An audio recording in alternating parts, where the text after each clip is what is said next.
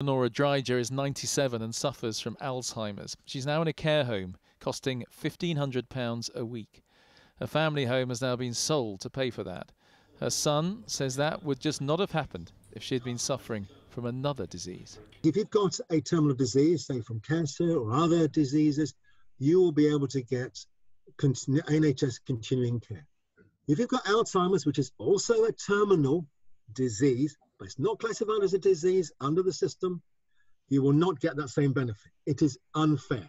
And some say that unfairness is being increased by a plan in front of Parliament tonight.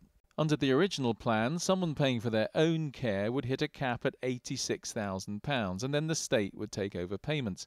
Someone already getting some help from the state, say £40,000, would have had that included in their contributions, so the cap would have kicked in when they would have only paid £46,000 of their own money.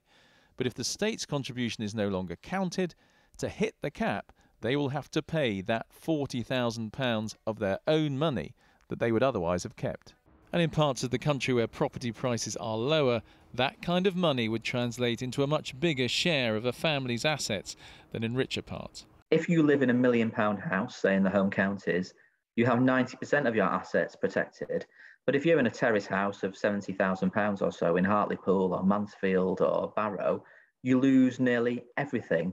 That's manifestly unfair. It's not levelling up. It's daylight robbery.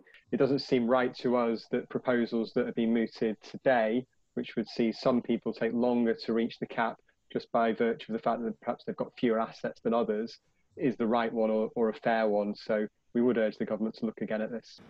Under examination at this robotics factory in Northumberland, the Prime Minister preferred to stress the generosity of the new system. What people were facing, what was so unfair, they were facing unlimited costs for their social care. And it was unfair because if you got dementia or Alzheimer's, you could face these bills running into hundreds of thousands of pounds, vaporising all your savings, all your assets. But the government's now finding out that fixing social care in a way that pleases everyone is not easy.